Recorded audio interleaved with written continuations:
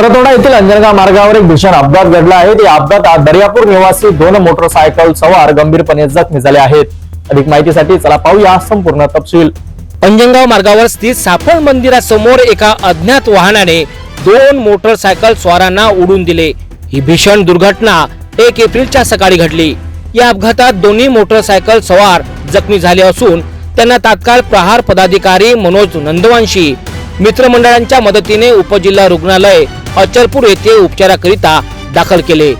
सदर घटनेची माहिती पोलीस स्टेशन परतवाडा यांना तात्काळ देण्यात आली असून पोलीस सदर अपघाताचा तपास करीत आहेत। या घटनेमुळे परिसरात भीतीचं वातावरण आता निर्माण झालं आहे।